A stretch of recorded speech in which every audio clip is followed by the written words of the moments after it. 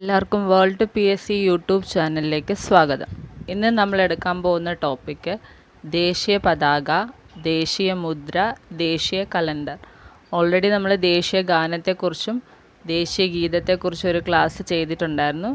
അതിൻ്റെ ബാക്കി പോർഷൻസാണ് ദേശീയ പതാകയും ദേശീയ മുദ്രയും ദേശീയ കലണ്ടറിനെ കുറിച്ചുള്ള ഡീറ്റെയിൽഡ് ക്ലാസ്സാണ് നമ്മളിന്ന് പറയാൻ പോകുന്നത്. നമുക്ക് ക്ലാസ്സിലേക്ക് കടക്കാം. നമ്മൾ ആദ്യം പറയുന്നത് ദേശീയ പതാകയെക്കുറിച്ചാണ്. നമ്മുടെ രാജ്യത്തിൻ്റെ ദേശീയ പതാക അറിയപ്പെടുന്നത് ത്രിവർണ്ണ പതാക എന്നാണ്. അതിന് കാരണം എന്താ? 3 വർണ്ണങ്ങളുണ്ട് നമ്മുടെ ദേശീയ പതാകയിൽ, അതുകൊണ്ട് അതിനെ ത്രിവർണ്ണ പതാക എന്നറിയപ്പെടുന്നു. ദേശീയ പതാക അംഗീകരിച്ചത് 1947 ജൂലൈ 22. അപ്പം നമ്മുടെ സ്വാതന്ത്ര്യ ദിനത്തിന് മുമ്പ് തന്നെ ദേശീയ പതാക അംഗീകരിച്ചിട്ടുണ്ട്. 1947 ജൂലൈ 22 ദേശീയ പതാക അംഗീകരിച്ചത്. ഇനി ദേശീയ പതാക രൂപകൽപ്പന ചെയ്തത് പിംഗലി വെങ്കയ്യ എന്ന ആളാണ്. പിംഗലി വെങ്കയ്യ, അദ്ദേഹം ആന്ധ്രാപ്രദേശ് സ്വദേശിയാണ്. ദേശീയ പതാകയുടെ ആകൃതി ദീർഘചതുരാകൃതിയാണ്.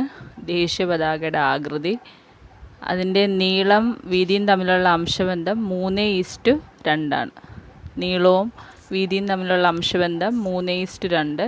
അത് ഓർത്തിരിക്കുക, തിരിഞ്ഞു പോകരുത്. നമുക്ക് ഏത് രീതിയിലാണോ ക്വസ്റ്റ്യൻ ചോദിക്കുന്നത് അതേ രീതിയിൽ അംശബന്ധം എഴുതണം. നീളം വീതിയാണെങ്കിൽ 3:2, വീതി നീളമാണെങ്കിൽ 2:3 എഴുതണം. ഇനി ദേശീയ പതാക നിർമ്മിക്കുന്ന തുണി ഖാദി തുണിയാണ്. വേറെ തുണിയിലൊന്നും നമ്മൾ ദേശീയ പതാക നിർമ്മിക്കത്തില്ല.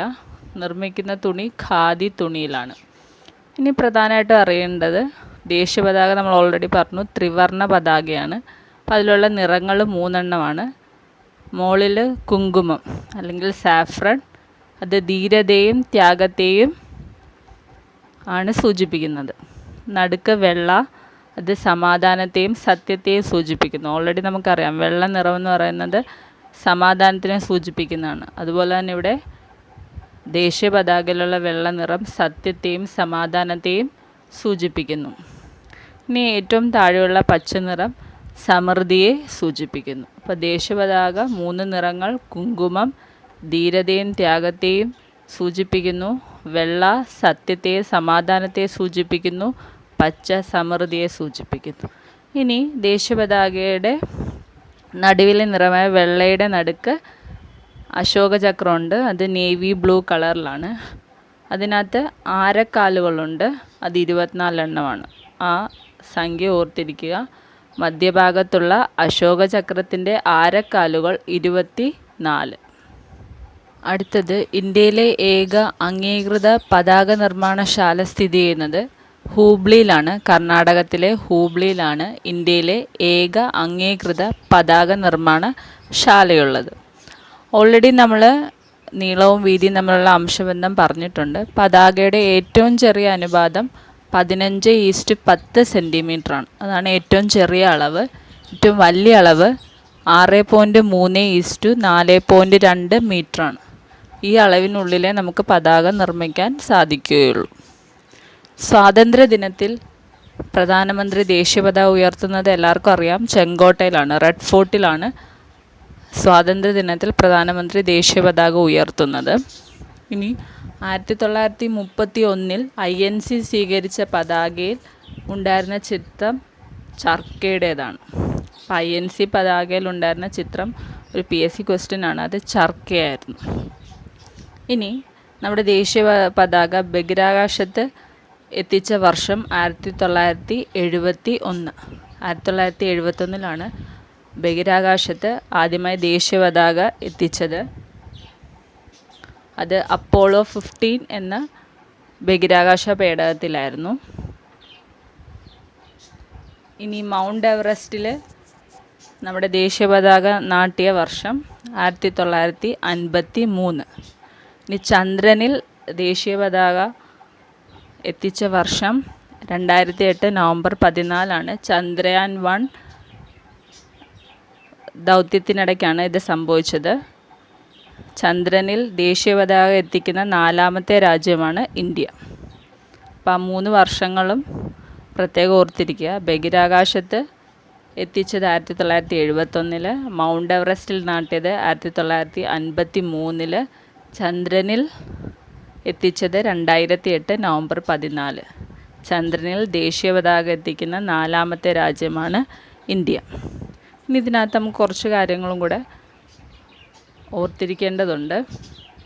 ദേശീയ പതാകയുമായി ബന്ധപ്പെട്ട ഒരു നിയമമുണ്ട്. അത് 2002 ഇന്ത്യൻ ഫ്ലാഗ് കോഡ്. അതൊന്ന് ഓർത്തിരിക്കുക. ദേശീയ പതാകയുമായി ബന്ധപ്പെട്ട പ്രധാനപ്പെട്ട നിയമമാണ് 2002 ഇന്ത്യൻ ഫ്ലാഗ് കോഡ്. അത് നിലവിൽ വന്നത് 2002 ജാനുവരി 26. 2002 ജാനുവരി 26. അടുത്ത നമ്മൾ പറയാൻ പോകുന്ന ദേശീയ മുദ്രയെക്കുറിച്ചാണ്. നമ്മുടെ ദേശീയ മുദ്ര അറിയപ്പെടുന്ന സിംഹമുദ്ര എന്നാണ്. അത് അംഗീകരിച്ചത് 1950 ജാനുവരി 26. നമുക്കെല്ലാവർക്കും ആ ദിവസം അറിയാം, റിപ്പബ്ലിക് ഡേ ആണ്. സോ ദേശീയ മുദ്ര അംഗീകരിച്ചത് 1950 ജാനുവരി 26.